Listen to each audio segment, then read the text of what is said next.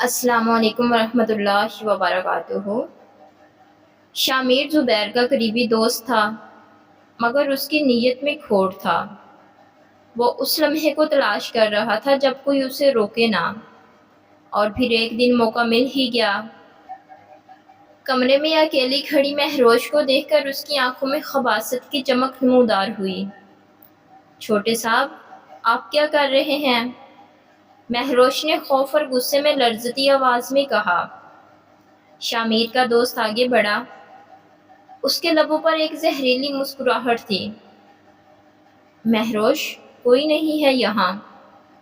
تمہیں مجھ سے دور رہنے کی ضرورت نہیں۔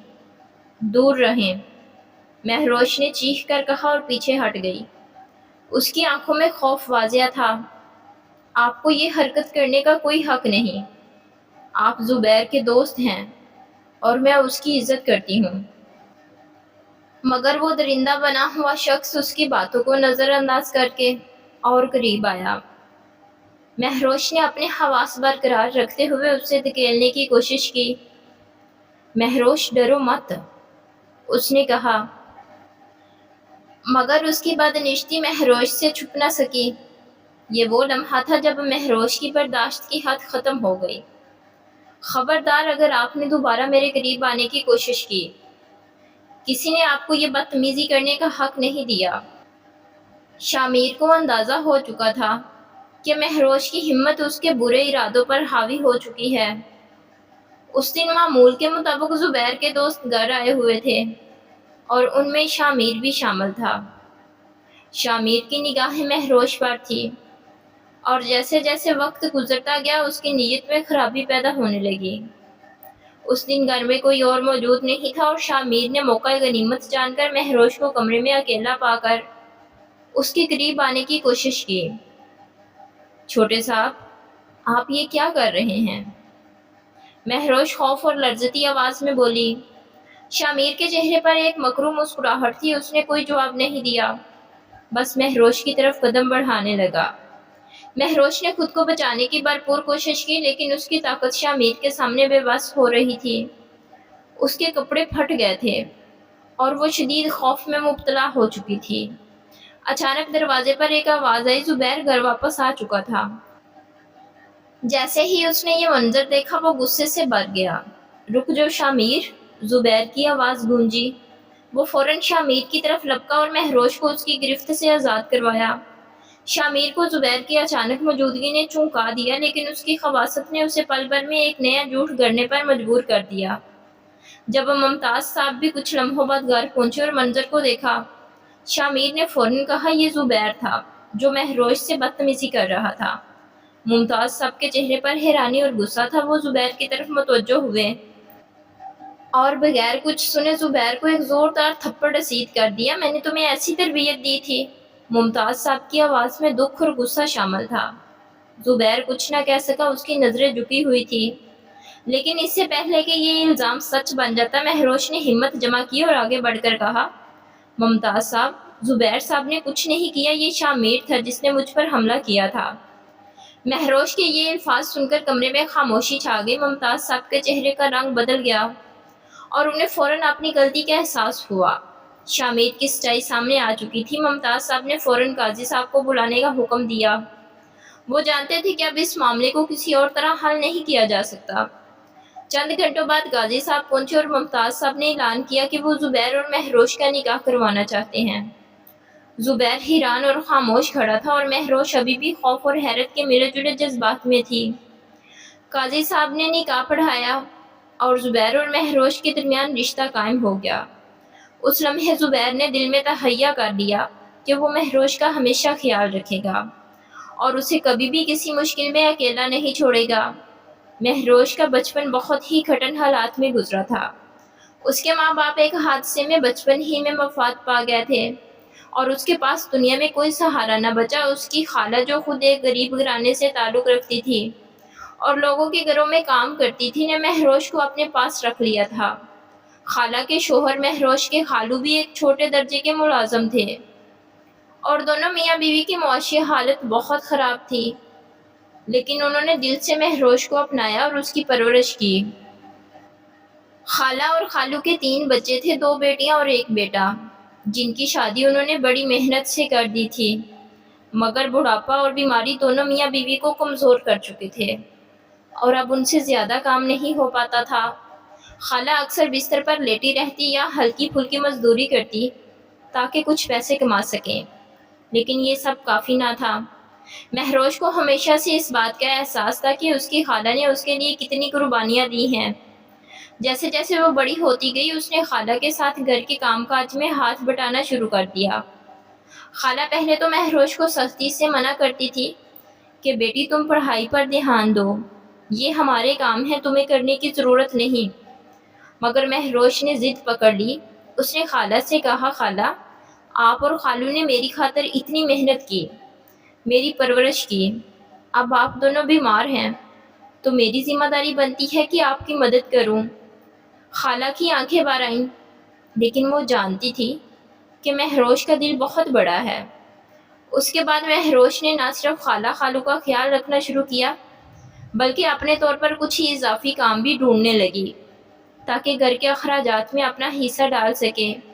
خالہ کا دل ہمیشہ مہروش کے لیے دعا گو رہتا تھا کہ اللہ اسے وہ خوشیاں دے جن کا وہ حقدار ہے۔ مہروش اکثر اپنی خالہ کے ساتھ ممتاز صاحب کے گھر جایا کرتی تھی جہاں خالہ کام کرتی تھی۔ ممتاز صاحب اور ان کی بیوی بہت نیک دل لوگ تھے اور اپنے ملازمین کا بے حد خیال رکھتے تھے۔ انہوں نے کبھی خالہ کو کمتر نہیں سمجھا بلکہ ہمیشہ عزت سے پیش آتے تھے۔ جب مہروش نے خالہ کے ساتھ آنا شروع کیا تو ممتاز صاحب کی بیوی، جو کہ بہت محبت کرنے والی خاتون تھی، مہروش کو دیکھتے ہی بولی، یہ کتنی پیاری بچی ہے۔ مہروش نے مسکراتے ہوئے سلام کیا اور ان سے بات کی۔ ممتاز صاحب کی بیوی نے پیار سے پوچھا، بیٹا تم پڑھی ہو؟ مہروش نے خوشی سے جواب دیا، جی آنٹی میں ابھی 12ویں جماعت میں ہوں۔ یہ سن کر ممتاز صاحب کی بیوی کی آنکھوں میں محبت اور فخر جھلکنے لگا۔ انہوں نے پوچھا، آگے کیا بننے کا ارادہ ہے؟ مہروش نے پورے اعتماد کے ساتھ کہا، مجھے ڈاکٹر بننا ہے۔ ممتاز صاحب کی بیوی نے مسکراتے ہوئے کہا، بہت اچھا خواب ہے، اللہ تمہیں کامیاب کرے۔ انہوں نے دل میں سوچا کہ یہ بچی نہ صرف خوبصورت ہے بلکہ اپنی تعلیم اور مستقبل کے لیے سنجیدہ بھی ہے۔ مہروش جب بھی ممتاز صاحب کے گھر جاتی وہ ہر کام بڑی دل جمی سے کرتی۔ خالہ کے ساتھ ساتھ وہ بھی اب گھر کے کچھ کاموں میں ہاتھ بٹاتی تھی، لیکن جہاں تک ممکن ہوتا وہ اپنی پڑھائی کو بھی جاری رکھتی اور خالہ کی مدد کرنے کے ساتھ ساتھ گھر کے افراد کا بھی خیال رکھتی۔ ممتاز صاحب کا خاندان بھی مہروش کی عزت کرتا تھا اور اس کی تعلیم کے خواب کو سمجھتے تھے۔ مہروش اب ان کے گھر کی ملازمہ تو تھی، مگر وہ انہیں ایک خاندان کی طرح دیکھتی تھی اور ان کا ہر طرح سے خیال رکھتی تھی۔ ممتاز صاحب ایک نہایت نرم مزاج اور شریف انسان تھے، جنہوں نے ہمیشہ اپنے ملازمین اور ارد گرد کے لوگوں کے ساتھ عزت اور محبت کا برتاؤ کیا۔ ان کی شرافت کا ہر کوئی معترف تھا اور اسی وجہ سے ان کا خاندان بھی ایک عزت دار مقام رکھتا تھا۔ ان کے برعکس ان کے صاحبزادے زبیر کا مزاج کچھ اور ہی تھا۔ زبیر ایک کامیاب اور مشہور بزنس مین کے طور پر جانے جاتے تھے، لیکن ان کی طبیعت میں گرمی اور سختی نمایاں تھی۔ زبیر کو اپنے کاروبار میں سخت فیصلے کرنے کی عادت تھی اور یہی سختی ان کی شخصیت کا حصہ بن گئی تھی۔ وہ لوگوں سے بات کرتے وقت ہمیشہ دھیان رکھتے کہ ان کے حکم کو نظر انداز نہ کیا جائے۔ ان کے پاس وقت کم ہوتا اور وہ کام میں مگن رہتے تھے۔ جہاں ممتاز صاحب کی شخصیت میں نرمی تھی، وہاں زبیر کا مزاج کچھ حد تک تلخ ہو گیا تھا، خاص طور پر جب معاملات ان کے کام یا اصولوں کے خلاف ہوتے۔ ممتاز صاحب کے گھر مہروش اور خالہ کام کرتی تھی اور مہروش کو زبیر کا انداز ہمیشہ کچھ عجیب سا لگتا تھا۔ وہ جب بھی گھر آتے ایک خاموشی سی چھا جاتی۔ زبیر زیادہ بات چیت نہیں کرتے تھے اور اگر کچھ کہنا بھی ہوتا تو مختصر اور سخت الفاظ میں کہتے۔ ایک دن زبیر نے مہروش کو گھر کے کام میں مصروف دیکھا تو انہوں نے قدرے تلخی سے کہا، یہ کام تمہارے لیے نہیں ہے، اپنی پڑھائی پر دھیان دو۔ ان کی بات مہروش کے لیے غیر متوقع تھی، کیونکہ ممتاز صاحب ہمیشہ مہروش کی تعلیم کی حوصلہ افزائی کرتے تھے۔ زبیر کی یہ سخت طبیعت اور کاروباری مزاج انہیں اپنے والد سے بہت مختلف بنایا تھا، مگر ان کے اندر ایک دردمند دل چھپا ہوا تھا جو حالات اور تجربات کی وجہ سے سخت ہو گیا تھا۔ نکاح کے وقت گھر کا ماحول بوجھل تھا۔ مہروش کو زبیر کے ساتھ جوڑ دیا گیا تھا، اور یہ سب کچھ اتنی جلدی ہوا کہ کوئی سمجھ نہیں پا رہا تھا کہ کیا ہو رہا ہے۔ ممتاز صاحب کے حکم پر قاضی صاحب نے نکاح پڑھا دیا اور زبیر خاموشی سے سب کچھ قبول کرتا گیا۔ لیکن زبیر کی ماں، جو کہ اب تک کہیں باہر تھی، جلدی سے آئی، اور جیسے ہی انہوں نے سنا کہ ان کے بیٹے کا نکاح ہو رہا ہے، وہ حیرت اور غصے سے بھر گئی۔ ممتاز، تم کیا کر رہے ہو؟ یہ بہت غلط ہو رہا ہے۔ زبیر کی ماں نے احتجاج کیا۔ ان کی آواز میں اضطراب صاف دکھائی دے رہا تھا۔ وہ بہت چھوٹی ہے، زبیر کا مزاج بہت سخت ہے، وہ کبھی اس کی طبیعت برداشت نہیں کر پائے گی۔ انہوں نے ممتاز صاحب کی طرف دیکھتے ہوئے کہا، مہروش تو ابھی بچی ہے، اور زبیر کو تم جانتے ہو، وہ غصے میں رہنے والا شخص ہے، یہ رشتہ نہیں چل سکے گا۔ ممتاز صاحب نے سنجیدگی سے جواب دیا، یہ نکاح ضروری تھا، اور میں جو بھی کر رہا ہوں وہ مہروش کی عزت اور مستقبل کے لیے ہے۔ زبیر کی ماں کو مزید کچھ کہنے کا موقع نہیں ملا۔ نکاح مکمل ہو چکا تھا، اور اب مہروش اور زبیر کو شوہر اور بیوی کا درجہ دے دیا گیا تھا۔ نکاح کے بعد مہروش خوف سے کانپ رہی تھی۔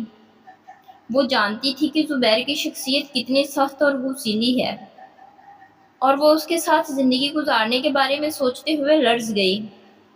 زبیر کے والدین بھی جانتے تھے کہ یہ رشتہ دونوں کے لیے آسان نہیں ہوگا، لیکن حالات نے انہیں اس فیصلے پر مجبور کر دیا تھا۔ زبیر کی ماں نے مہروش کو زبیر کے گھر میں بٹھایا۔ وہ دل میں دعائیں کرتی ہوئی اسے سہارا دے کر کمرے تک لے گئی۔ زبیر کا کمرہ مہروش کے لیے کسی انجانے خوف کا شکار تھا۔ جیسے ہی زبیر کی ماں اسے بستر پر بٹھانے لگی اور جانے کا ارادہ کیا، مہروش کے دل میں خوف کی ایک لہر دوڑ گئی۔ آنٹی، مجھے اکیلا چھوڑ کر مت جائیں۔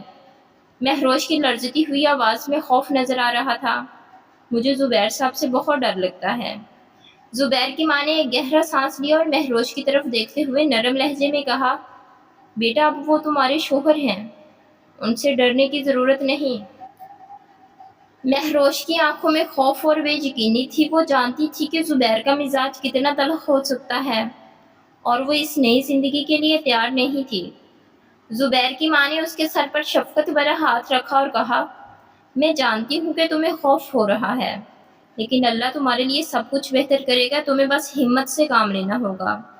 زبیر کی ماں نے مہروش کو دلاسا دینے کی کوشش کی، مگر ان کی اپنی پریشانی چہرے پر عیاں تھی۔ انہوں نے زبیر کے کمرے سے باہر جاتے وقت دروازے پر آخری نظر ڈالی اور دل میں دعائیں کرتی رہی کہ یہ نیا رشتہ دونوں کے لیے آزمائش ثابت نہ ہو۔ زبیر جیسے ہی کمرے میں آیا، اس کے چہرے پر غصے کی جھلک نمایاں تھی۔ اس نے دروازہ زور سے بند کیا اور مہروش کی طرف سخت نظروں سے دیکھا۔ مہروش، جو پہلے ہی ڈری سہمی ہوئی تھی، زبیر کے اس رویے سے مزید خوف زدہ ہو گئی۔ اس کے دل کی دھڑکن تیز ہو گئی تھی اور وہ کمرے کے کونے میں دبکی بیٹھی تھی۔ زبیر نے غصے میں آگے بڑھ کر مہروش کی کلائی پکڑ لی اور زور سے مروڑ دی۔ تم سمجھتی کیا ہو اپنے آپ کو؟ وہ غضبناک آواز میں بولا۔ مہروش کے لبوں سے ہلکی سی سسکی نکلی، لیکن وہ بولنے کی ہمت نہ کر سکی۔ جیسے ہی زبیر نے اسے اپنی طرف کھینچا، مہروش کا نازک جسم زبیر کے سینے سے جا لگا۔ زبیر مسلسل اس پر چلا رہا تھا، لیکن مہروش کی آنکھوں میں خوف اور آنسو تھے۔ اچانک وہ بے ہوش ہو کر زبیر کے سینے سے لگی رہ گئی۔ زبیر کی آواز تھم گئی۔ اس نے مہروش کو دیکھا اور فوراً اسے اپنے سینے سے ہٹانے کی کوشش کی، لیکن جب اس نے مہروش کا بے جان چہرہ دیکھا، اس کا دل نرم پڑ گیا۔ غصے کی جگہ ایک عجیب سی محبت نے لے لی۔ زبیر نے نرمی سے مہروش کے چہرے کو تھام کر اس کے بالوں کو پیچھے کیا۔ اس کی معصومیت، ڈری ہوئی آنکھیں اور خاموش لب دیکھ کر زبیر کے دل میں کچھ بدلنے لگا۔ اس نے سوچا کہ شاید وہ اسے غلط سمجھتا رہا تھا۔ مہروش کے چہرے کی پاکیزگی اور بے بسی نے زبیر کے دل میں محبت جگا دی۔ زبیر نے نرم لہجے میں کہا، کچھ بولو مہروش، لیکن وہ خاموشی سے بے ہوش پڑی رہی۔ زبیر نے اس کے چہرے کو نرمی سے تھپتھپایا اور پہلی بار اس کی طرف محبت بھری نظروں سے دیکھا، جیسے وہ سب کچھ بھول گیا ہو۔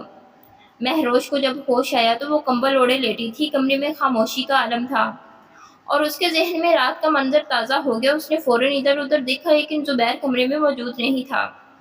مہروش دل میں خوف اور اضطراب محسوس کر رہی تھی، لیکن خود کو سنبھالتے ہوئے وہ جلدی سے کمرے سے باہر نکل گئی۔ اس کے بعد زبیر گھر میں کم ہی آتا تھا، اور جب آتا تو مہروش کبھی اس کے سامنے نہ جاتی۔ وہ ہر کام وقت پر کر دیتی، لیکن زبیر کے سامنے آنے سے گریز کرتی تھی۔ مہروش نے خود کو تعلیم میں مصروف کر لیا تھا، اور خوش قسمتی سے اس کا ایم ڈی کیٹ میں داخلہ بھی ہو گیا تھا۔ وہ اپنے خوابوں کے پیچھے بھاگ رہی تھی، مگر دل کے کسی کونے میں زبیر کی بے اعتنائی اس کے دل کو چھو جاتی۔ ایک دن زبیر رات کو دیر سے گھر آیا اور دیکھا کہ مہروش صحن میں چاندنی رات کے نیچے بیٹھی کتاب پڑھ رہی ہے۔ اس کی معصومیت اور محنت دیکھ کر زبیر کا دل نرم ہو گیا، لیکن وہ کچھ کہنے کی بجائے خاموشی سے اس کے پاس سے گزر گیا۔ مہروش نے زبیر کو دیکھا، دل میں ہلکی سی چبھن محسوس کی، لیکن وہ دوبارہ اپنی کتاب میں گم ہو گئی۔ زبیر اکثر اپنے والد ممتاز صاحب سے بات کرتا، جو اسے سمجھاتے تھے کہ وہ مہروش کو وقت دے اور اس کا خیال رکھے، مگر زبیر ہر بار ایک ہی بات کہتا، بابا وہ ابھی بہت چھوٹی ہے۔ ایک دن زبیر نے مہروش کو کچن میں دیکھا جب وہ چائے بنا رہی تھی۔ اس کے ہاتھوں کی نرمی، اس کی معصومیت زبیر کو اپنی طرف کھینچنے لگی۔ اس نے نرمی سے مہروش کی کلائی پکڑی۔ مہروش، اس کی آواز میں کچھ نرمی تھی۔ مہروش کا دل زور زور سے دھڑکنے لگا، لیکن اس نے زبیر کی طرف دیکھا اور جھجکتے ہوئے کہا، جی زبیر صاحب۔ زبیر نے اس کی آنکھوں میں محبت کی ایک جھلک دیکھی، اور لمحے بار کو دونوں کے دلوں کے بیچ ایک خاموش رابطہ قائم ہو گیا۔ وہ لمحہ مہروش کے لیے عجیب اور خوشگوار تھا۔ زبیر کے دل میں بھی کچھ بدلتا محسوس ہونے لگا۔ وقت کے ساتھ مہروش اور زبیر کے درمیان دوریاں ختم ہونے لگیں۔ مہروش نے اپنی تعلیم مکمل کی اور ڈاکٹر بن گئی، جس کا خواب اس نے ہمیشہ دیکھا تھا۔ زبیر بھی اب اس کی محنت اور عزم کو سراہنے لگا تھا۔ مہروش کی لگن اور مہارت نے اسے ایک کامیاب ڈاکٹر بنا دیا، اور زبیر کو اس پر فخر ہونے لگا۔ ایک دن مہروش کلینک سے تھکی ہوئی واپس آئی تو زبیر نے نرمی سے اس کا استقبال کیا۔ اس نے اس کے لیے چائے بنائی اور اسے صوفے پر بٹھایا۔ تمہیں آرام کی ضرورت ہے ڈاکٹر صاحبہ، زبیر نے مسکراتے ہوئے کہا۔ مہروش نے شرارت بھرے انداز میں کہا، کیا آپ ہمیشہ اتنے خیال رکھنے والے شوہر تھے یا اب بنے ہیں؟ زبیر نے ہنس کر جواب دیا، شاید تمہاری محبت نے مجھے بدل دیا ہے۔ ان دونوں کے درمیان محبت بھرے لمحات مزید گہرے ہوتے جا رہے تھے۔ کچھ ماہ بعد مہروش اور زبیر کی زندگی میں ایک نیا خوشیوں کا باب کھلا، جب ان کا پہلا بچہ پیدا ہوا۔ ایک خوبصورت اور معصوم سا بچہ۔ اس دن زبیر کی خوشی کا کوئی ٹھکانہ نہ تھا۔ اس نے مہروش کے سر پر پیار سے ہاتھ رکھا اور کہا، تم نے مجھے دنیا کی سب سے بڑی خوشی دی ہے۔ مہروش نے اپنے بچے کو گود میں اٹھاتے ہوئے زبیر کی طرف محبت بھری نظروں سے دیکھا اور کہا، یہ سب تمہاری محبت اور ساتھ کا نتیجہ ہے۔ زندگی کے ہر لمحے میں زبیر اور مہروش کے درمیان محبت مزید گہری ہوتی گئی۔ ان کے بیٹے کی ہنسی گھر کو مہکا دیتی تھی، اور مہروش اور زبیر کی زندگی اب مکمل اور خوشیوں سے بھری ہوئی تھی۔ یہ ایک نئے سفر کی ابتدا تھی، جہاں محبت، عزت اور خوشیوں نے ان کی زندگی کو ہمیشہ کے لیے خوبصورت رنگ دے دیا۔ مزید اچھی ویڈیوز کے لیے میرے چینل کو لائک، سبسکرائب اور شیئر کریں۔ ملتے ہیں نیکسٹ ویڈیو میں، تب تک کے لیے اللہ حافظ۔